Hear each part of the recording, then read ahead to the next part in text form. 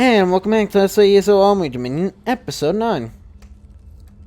Anyways, I know it's true that so many data experience possessing anime courses are calling Everyone was young once, and it's typical young to experiment with things dangerous and forbidden. Long since I was a lad until ruining my memory the early first era isn't exact. Oh yeah, I forgot they lived thousands of years, but it's just possible that as an apprentice I made a trade out animation spell or two, never courses to anyone I knew, of course, or at least nobody I knew well, for long to my recollection. I know wherever I speak when I say to sorcery, and I can see there is a difference.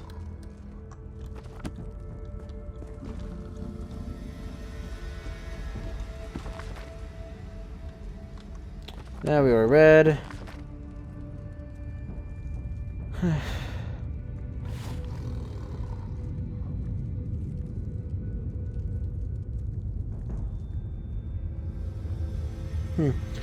Something I think I've read like 7 and 2 or something. At least it's not as bad anymore.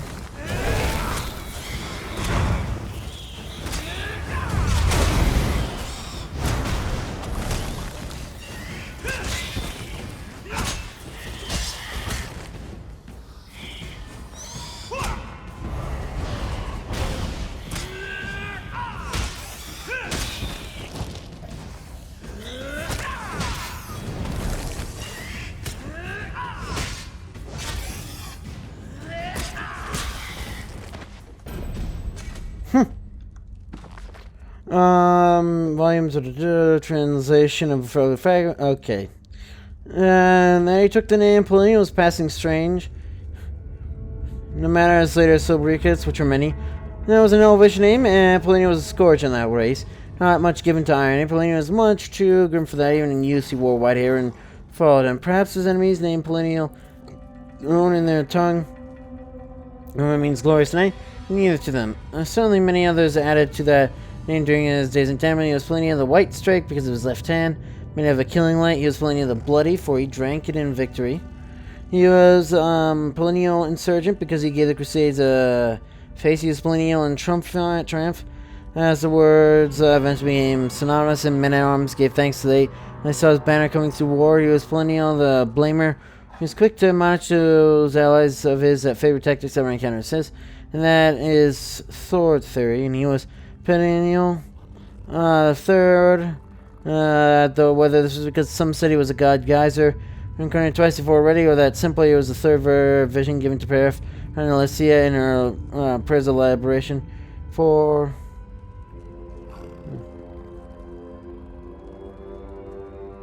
Prayers of liberation before he walked along among the corps of rebellion is unknown.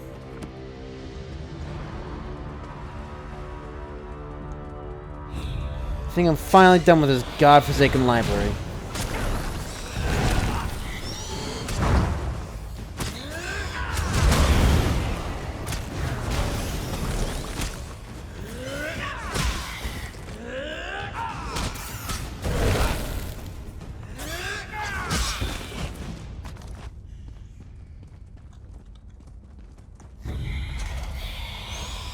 No, I don't think I care anymore.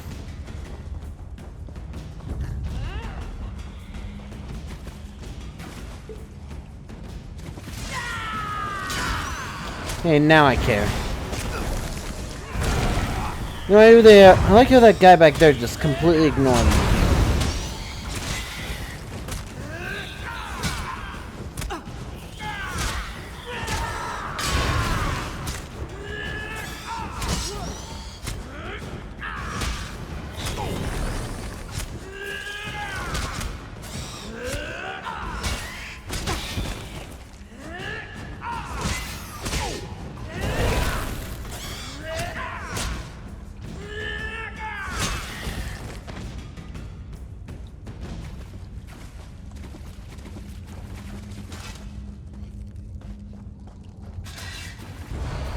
I imagine that there's going to be a little. Well, I'll ask actually.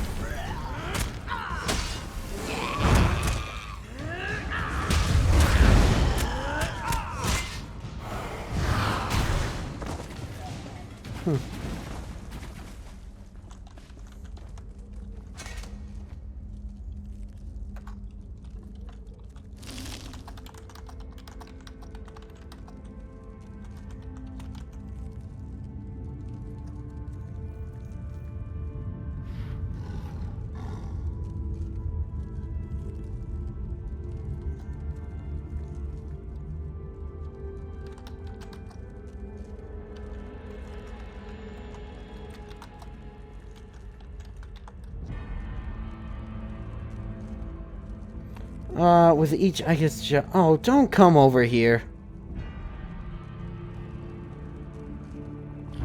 Of fucking course. I can't do anything without getting attacked by someone.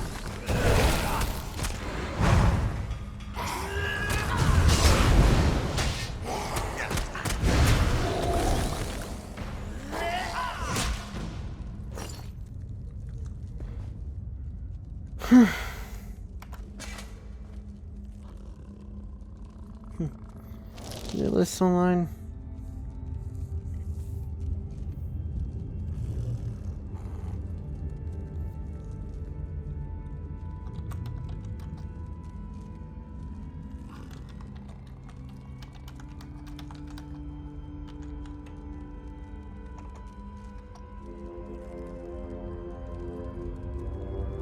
Yeah.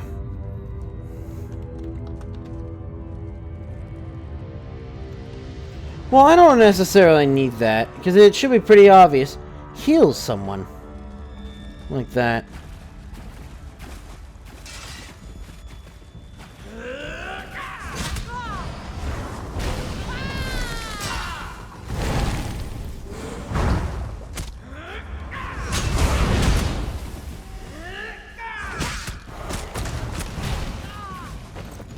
I'm gonna get my bear. I like just being able to auto-loot everything. I should get that in Skyrim perfectly modded. Maybe. Because I can hold so much just junk anyways. These dwemer plates? Eh, probably not. I don't know. That's nothing. Oh, hey.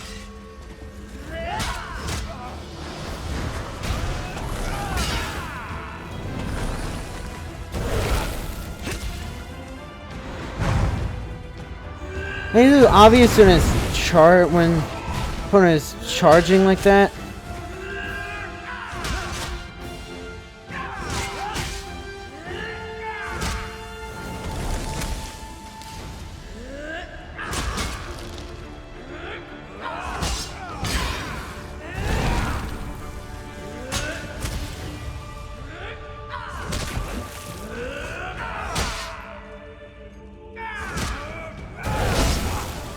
Huh, maybe I should have blocked.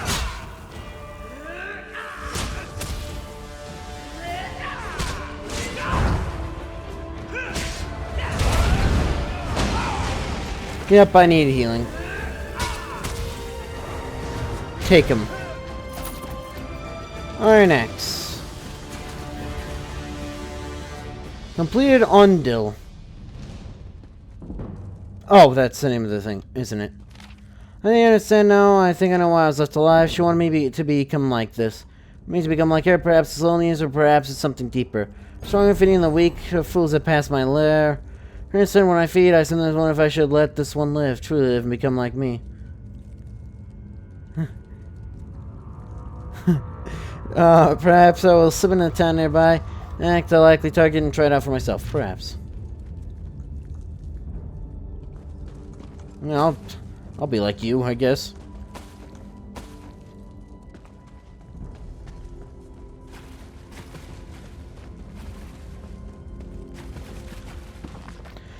Fickle nature of mud crabs.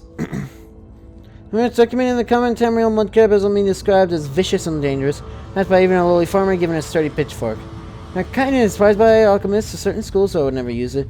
It may have been regarded as delicacy in some parts of Tamriel, particularly Morrowind. Eventually, they seek to defend their rivers, streams, and on what they seem to think is a threat to the territory. Clustering groups and attack any that come by fearless with an overblown sense of their combat prowess. Nothing could turn away the eye of the common mud crab, save for a well-placed strike of an arrow or axe. In my time studying the specimens on the shore of the Jewel Sea, there was an odd tendency in recent months, where normally I must tread carefully to avoid their nose, lest I am forced to kill the subject, and able to make close observation even so far as to pet the carabas without them reacting. Last week, I sat in the middle of a clutch, unmolested, fervently noting all the details I tend to miss in more distant studies. They're not completely docile. They will respond directly provoked. There's a bear tried to pry one open, and a whole clutch fence of the kin forcing the bear to flee. Other than that, they noticed me. It's not just ignorance. One even came over and ran his feelers over my hands. They're stunning me. What has changed? Is it breeding season? Could there be something the one affecting the behavior? Could the triple times be affecting them? Give me an observation to find out more.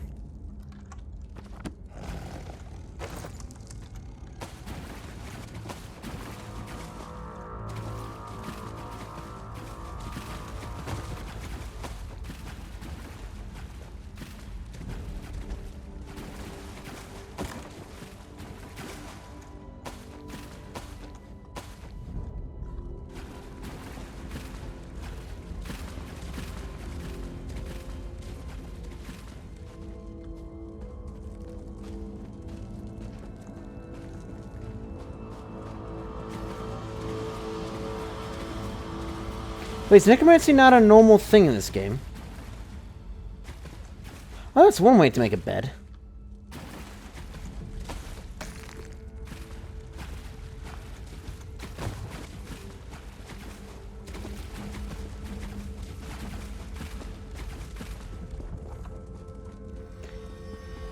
Somehow this is going to loop back.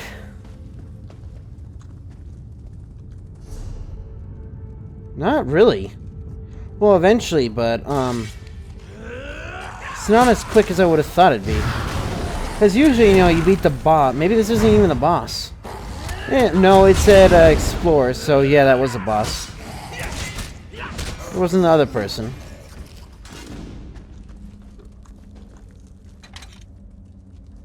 Oh.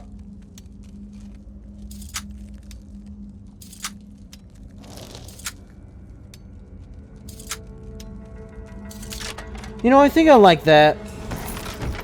Way, ooh. Argentum. That's gold, isn't it? No, it isn't. Aurum is gold. Silver is argentum. Why do I always... Well, they're really close to each other. Kind of. Look, they both start with A, okay?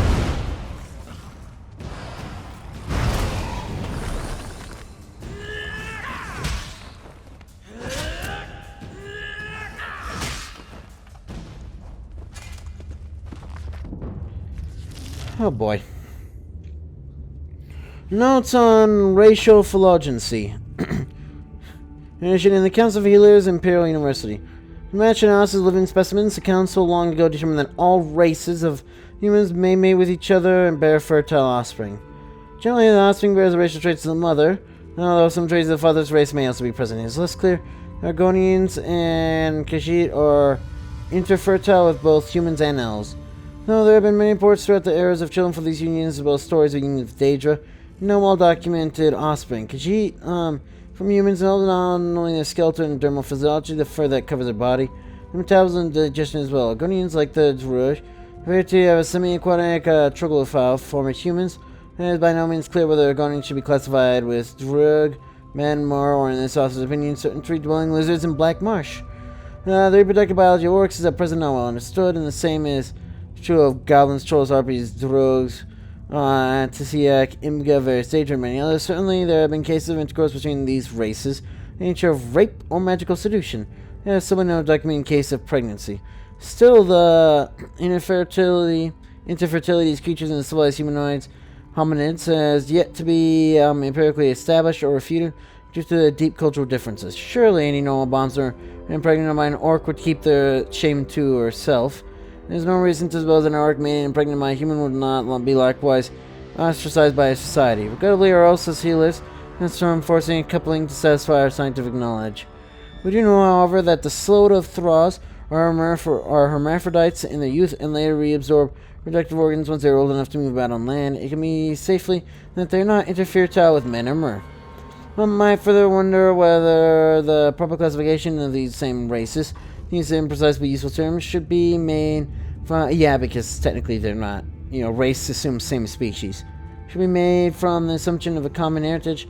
Between them have arisen from magical discrimination and manipulations called earth bones. Gradual changes from one generation to the next. What, evolution?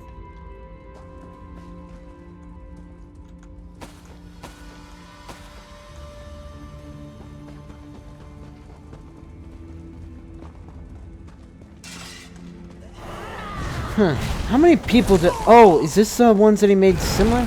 I doubt it. Why are there so many blood thralls? Oh, wait. Can't you make blood thralls or whatever? What are vampires? Like, people who are okay with you using them as, I guess, well, blood thralls then?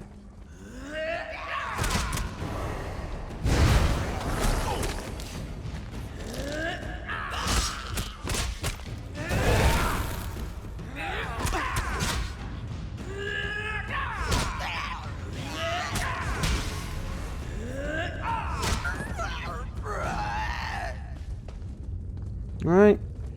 Hopefully there's no library. Well, I don't know. Well, hopefully there's no libraries near enemies that, well, you know.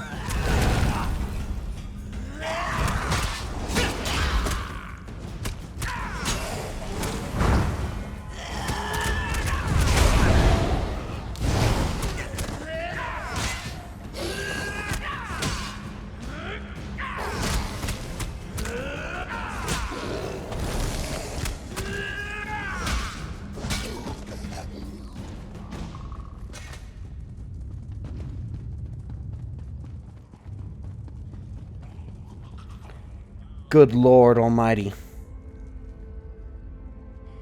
They're fucking burning books. That's not okay. I need to read those.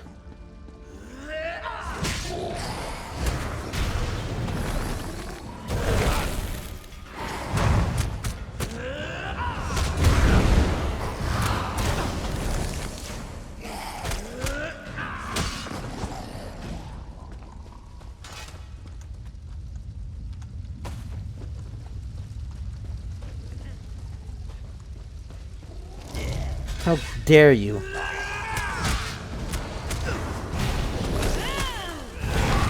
I think I'm gonna need this shield.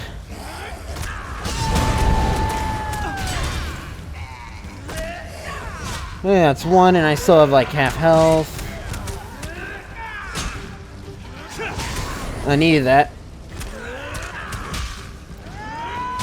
The shield still seems to, I think there's another one. And there went my shield. I was gonna say my shield's still going strong. Apparently not. Okay.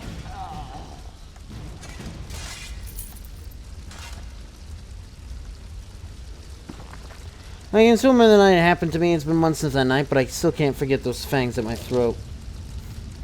I don't know why she let me lie. Something frightened her off? Pity saved me? No, not pity. I know the thirst, the hunger that compels me. Pity my food in the slightest, and I'm sure she felt no pity for me that night either. And somebody else, but what?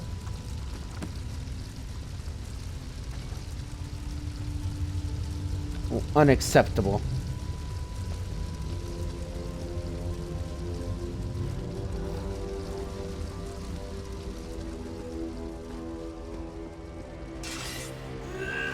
Is Skeever's related to rats in this series?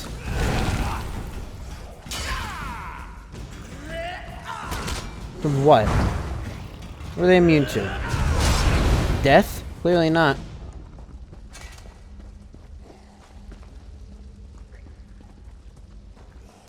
Now for the actual library bit.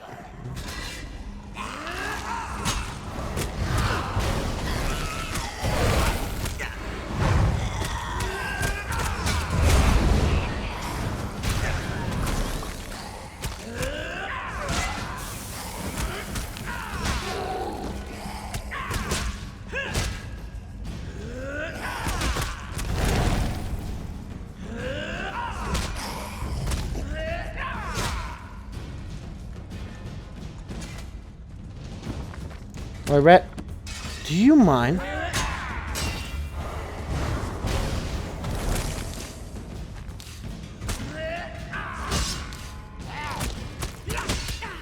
Oh.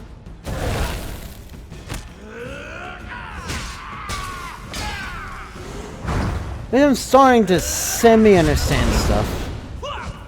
And then it's fairly obvious when it's like a huge attack.